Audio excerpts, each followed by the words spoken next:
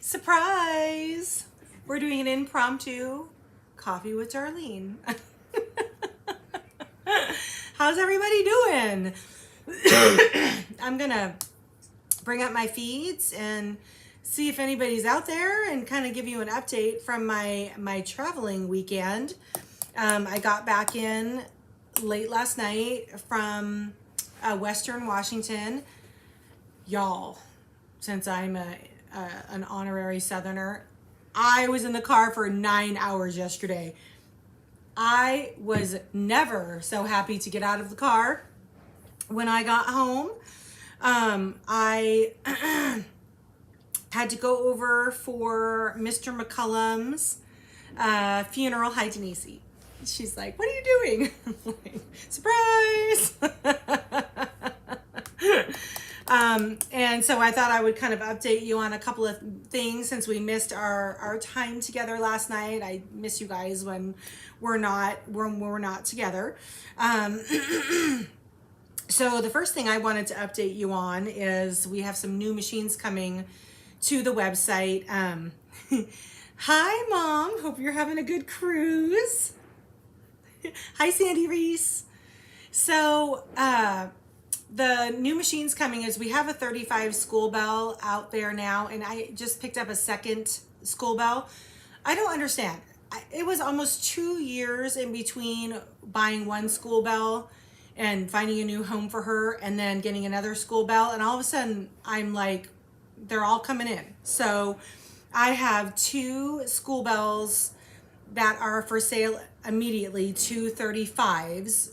One is in better shape than the other. I might keep the one that is not as good a shape as my painter because Andy's gonna paint a green machine for me.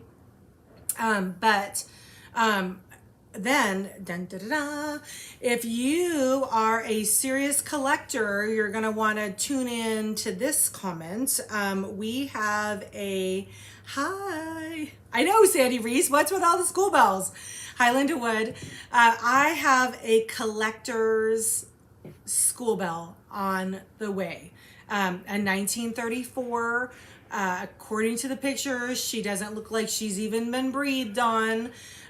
So if you fancy yourself a school bell or a collector, a featherweight collector, this one is what I would call a collector's school bell. So she will be here Friday. I don't have any other information. I'm not pricing her until I see her in person, but she is, she's gonna, the pictures were spectacular. So, hi Judy Colby. Hi Sue Marshall in New York. Hi Polly. I missed you guys. I thought I'd get on. She goes, what's going on? I'm fine. Everyone's fine. So those are some new machines I have coming to the website.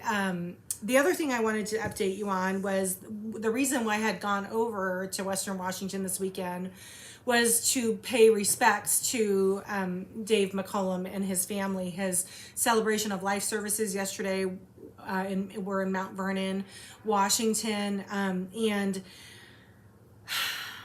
it was really good. It was hard to say goodbye, but it was really good to hear about his life and how above and beyond his impact on my life and my business, he was a legend. For my buddy Lori said, the man's a legend. He's a legend. Not only did he write the Bible on the Singer Featherweight, which, by the way, I'm totally restocked on all of his goods now. I'll be updating totals on the website as soon as I'm off. I've got his DVDs back in stock, so you can have a piece of the legend and his book. But he was an illustrator, a technical illustrator by trade with, hi Joanne from Illinois, with it's my tea time. Polly, I'm having coffee.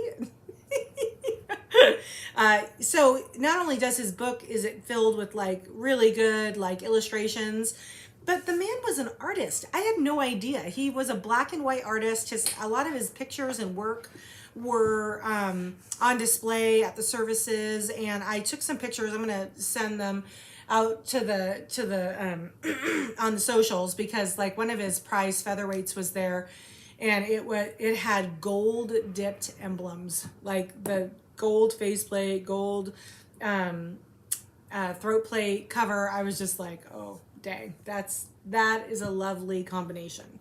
So yeah, so that was what I did yesterday. I thought this was the brochure I picked up. Look at that great picture of him. It was a pretty special time. So I'm really glad I got to make the trip. This is another note I wanted to leave you guys with is we have a virtual spa day on Saturday. It is sold out. I am going to be putting another one on the calendar because this one booked out so fast. So if anybody is looking to learn how to clean and maintain, disassemble their featherweights, this is a great like beginning class, and we are doing it virtually over Zoom. So if you are signed up for that class, I will be sending out your Zoom instructions as of Wednesday. Yeah, so that was kind of all I had to share with you. Do you guys I missed y'all over Monday, so did you guys ever have a good weekend? Other than being exhausted, I had a great weekend. We live in this very small little town, and you kind of forget what it's like to have like real shopping around you. Reagan and I, we did a little shopping. I was just like, oh, there's stuff. We need to pick up stuff for the house. Polly, are you joining my deal? You're going to be on the Zoom class? Oh my gosh, look out. The invasion of the English lady is coming. All right. Well, that was kind of all Moose. Oh gosh, can I have my phone, Ray? Can you hand me my phone? Thank you for saying that, Denise. So we had a little excitement at my house over the weekend. Of course, I wasn't there, but we had a moose taking a nap in our backyard. I got to show you the pictures. I couldn't believe it. I was like, where did we move to? Andy sent, was it a group text, Ray, with you and I? I don't know. I can't remember. So apparently we found out from our neighbors. You guys ready? He is he's the neighborhood moose. He lives there. I'm calling him Monty. Monty the moose. Look, that was in our backyard. That is our backyard. Let me see. Oh, Andy got a video of him. That's our back fence. Look at the size of him. He is the height of our oh, he's going to take a nap. Oh, look at him. Don't you just want to pet him? I mean, seriously. I know I shouldn't pet him because he tramples people, but look how cute he is. Monty. Yes, it does look like Andy is out in the yard. I'm like, babe, moose trample people. You don't want to do that. It's loose about your goose. Polly. And she said, I bet you and Ray did some damage. I was very controlled. Trust me, I wanted to do some damage, but I did not for my shopping. I know, Sue Marshall, a moose in my backyard. He apparently knows, so we have fruit trees. The lot our house is on has a prestigious black walnut tree. It's one of 4 left in the county, and the other 3 are in a yard of a restaurant that's for sale. So no one knows what's going to happen to that black walnut. So we might have the only black walnut tree in the whole county. So that's in my backyard. And we also have fruit trees. And the moose appeared to know that there was down fruit underneath the snow because he came into our yard and started digging around underneath our trees looking for the down fruit. That's right, Mom. He can lay wherever he wants. Just not in my house. So anyway, Denise, thank you I meant to put that on my little notes to talk about, and I forgot. So thank you for bringing it up. All right, I'm going to pop off. I've got a ton of stuff to do. This is the quilt I, by the way, was webbing on the Sip and Sew, and I got a bunch of questions from people about what that looked like. why I put the quilt together like this. And so I thought we'd talk about that this Friday on the Sip and Sew, if that's okay with everybody. Why I web things, what's the benefit of it. So we're gonna talk about that on Friday. I might use my big machine because I think I'm gonna be putting the rows together on this one, and I kind of want more space. I know, Sandy Reese. I love it. I love it. All right, friends. Well, thanks for popping on with me for a minute and saying hi. I missed you all over the weekend, and I was thinking about you. So I'll be back tomorrow night for Featherweight University 103.